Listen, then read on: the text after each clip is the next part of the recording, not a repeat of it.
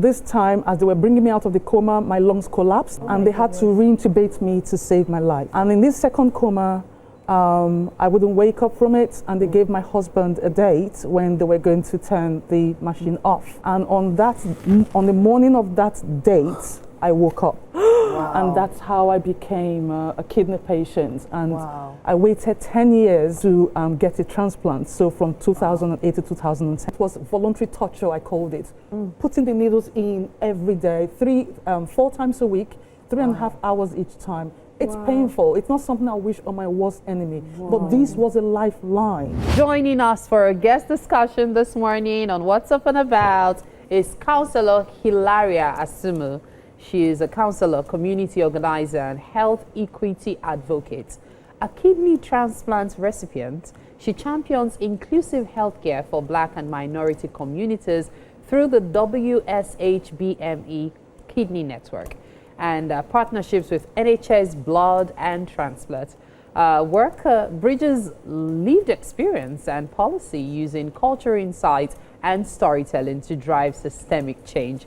It is indeed an honor and a pleasure to have you in the studio with us today. Much. Thank you. Good morning. Good morning.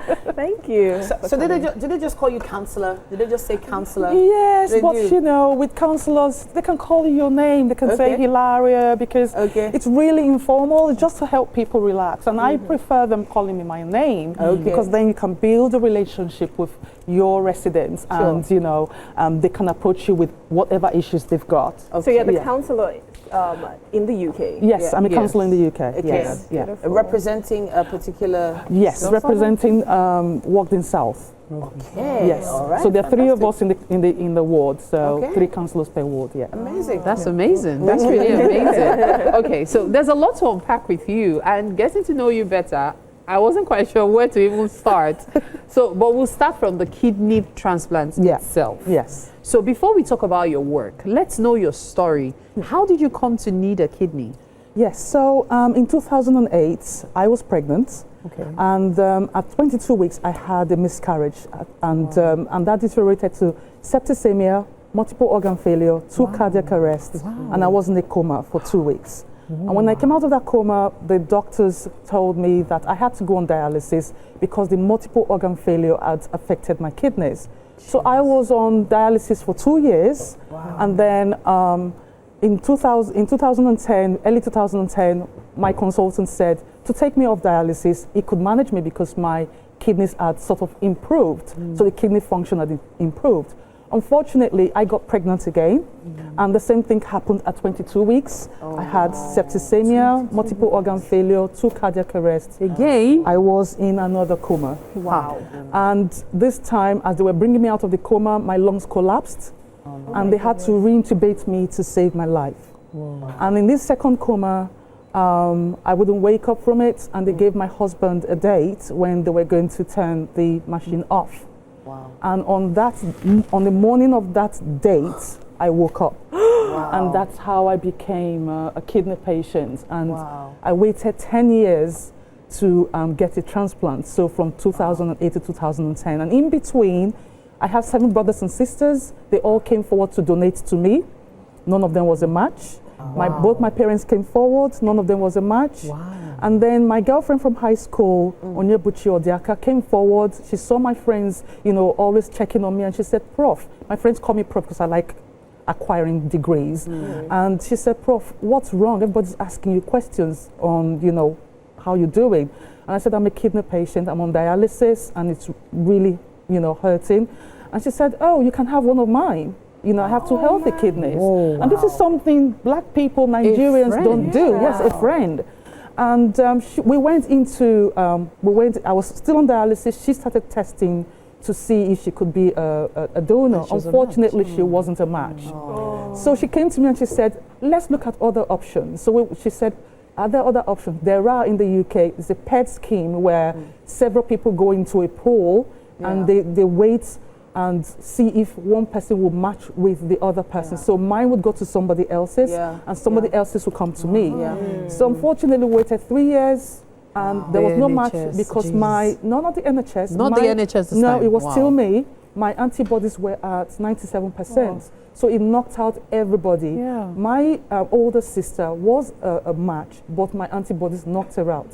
So all of those. So I was on dialysis for all that while, really suffering. I'd done all the different types of dialysis. So I did the neckline, I did the peritoneal dialysis where they put a tube in your stomach, and then I did the last one was, through a fistula, which is right on my arm right here. And you can see it's still buzzing right here, or it's been tied off.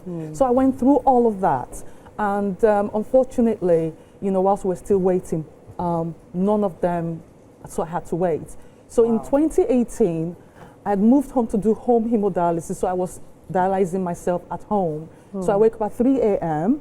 and then dialyze till 7 o'clock, get off the machine, rest for about an hour, and then get in the shower. I'm in my office by 10 o'clock. Wow. You still had to work. Yes, I did have to work. This is a warrior woman right here. Yeah. Like a real warrior. This is a warrior woman right My So goodness. I woke up that morning, did my dialysis, and then I heard the phone ring. It was a voice from the NHS, and they went through the process of checking I'm the right person to speaking to, and they said, we found a kidney for you.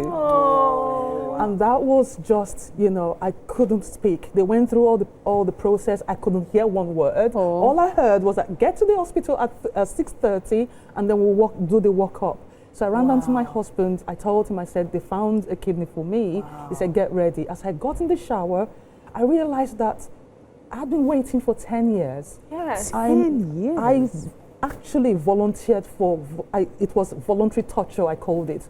Putting the needles in every day, 4 times a week, 3.5 hours each time. It's painful. It's not something I wish on my worst enemy, but this was a lifeline.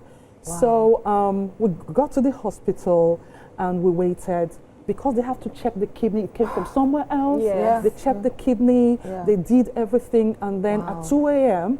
they took me in. And I came out at 9 a.m. I had a kidney. You had a kidney. And it was just amazing. A story. That is such a powerful story. Thank you. Oh my God. A story of victory, Yes. perseverance, resilience, Yeah. and I have to say pain as well. Yep. Pain, Yes. and thank you so much for sharing that. Thank you. That even after 10 years, there is hope at the end of the tunnel. There is, Which is what you are basically advocating for right Exactly, now. yeah. That's what you're focusing your work on. Yes. So what happens now with your advocacy work? Okay, so after I received my transplant, in the hospital there, I was approached by NHS Blood and Transplant, and they asked if I would join them to raise awareness about organ donation. And it was a no-brainer. And I said, of course, I would do that. So when I was discharged, I was supposed to be indoors for 3 months, but at 8 weeks, I was in Parliament speaking to ministers about my journey and, what has happened to me. So in that, I realized that you do have a voice. You can change the way people in your community are treated, especially around health inequalities. So I started campaigning with them, going around the country, speaking at conferences, events, you name it, I was there. I started supporting patients as well. So whilst I was doing that, I started thinking, how can I take it further? So I thought about setting up a charity, and that's how I came to set up the WSH Kidney Network. And through that, What does it stand for, though? so WSH is Warriors, Survivors, and Heroes. Warriors. So that's Warriors, survivors, yeah. healers. So warriors are those who are on dialysis or people who have been diagnosed with kidney disease, and survivors are people like me who've received a transplant, and heroes are those people who donate to us, both living and deceased. Yes. Because they are living donors, Exactly, they're living donors. Yeah. So that's a whole other topic. Yeah, I know, right? Go into it. So, so I started working, in this field, getting doctors to join me online. During COVID, I was basically online all the time. So if you type me into Google, you see all the work I've done. And I think my advocacy started from seeing our people, especially Nigerians who live in the UK, suffering from kidney disease. They don't know where to go for help. They don't know how to look after themselves outside of their doctors. They don't know what to do in terms of, dialysis, moving home, because it's not a topic a lot of people talk about. Sure. And as you know, we would not discuss illness, we will not discuss death. Yeah. Keep it together. Exactly. Yeah. When you tell somebody, I heard you were sick, you say, God forbid, it's not me. You know, that's something that is, you know, and then there were a lot of fake news online. So through the NHS blood and transplant, I started working within that, and it just ballooned from there. It grew from there, and you know, today, my name is synonymous with kidney disease and organ donation. I'm not ashamed to tell people Your I'm a story. kidney patient. I would never have known if you didn't tell me. Honestly. Because I was just like, who's this lovely lady that's talking to us today? Yeah. We wouldn't have known if you didn't tell us the journey you've been through, the trials that you've had to surmount. And it just goes to show that, as I mentioned before, there is hope. At the end, as long as there's life, there's hope. Exactly. You went into a coma twice and came And out that was from twice. pregnancy, right? Yes, it was Women through are pregnancy. powerful. Yes. And you Our know- bodies go through a lot of changes. Yes. Because no one would have ever expected that. I mean, you hear of teeth falling, you hear of hair loss, but not even, you know, multiple organ failures. Yeah. You That know, is- we've talked about pregnancy Yeah. and all the complications a number of times. Exactly. However, what I want to draw out of this, which is what caught my eye, and I must commend you for, is not just the work you're doing in the UK, but what you're coming home to Nigeria to do. Yes. She is actually building a free dialysis center in Nigeria, considering the cost of dialysis. I need to take you know, I need to cut out to you. I Can we mean, just give her I a was round even of about applause to for ask, that? like, what's next? Especially, you know, with you starting in the UK, coming into Nigeria. So what do you want to do here? Well, so after I had my transplant, and it was a mom who lost her son, and she agreed to organ donation, and his organs were used to save mine and 6 other people's lives. So I thought, how do I give back, apart from what I'm doing in the NHS blood and transplants?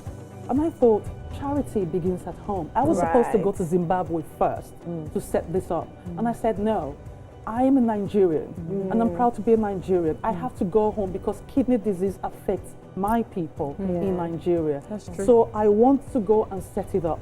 So I actually set up a charity called WSH Kidney Foundation, sort of like a link with the UK one. And I thought, to go further, you know, do the outreaches, I thought that wasn't enough. So I thought to build a free dialysis center. So I bought land I was going to build my house on, but I thought, I'm not going to settle here because of my condition. So why not do something with that land? So I decided to donate. honestly, there's a lot to say regarding this. I must commend you. And on a lighter note, if you're wondering at the miscarriages, she actually has 2 children, and her son was the first performer on the show this morning. So they are living. Thank you so much for being on the show this morning. Thank you so much. Thank you. Thank you. Councillor Hillaria Asumu. Congratulations. Thank you. Thank you very much. All right, at this point, it's the top of the hour. We'll take a break. You're watching Wake Up Nigeria. Stay with us. We'll be right back.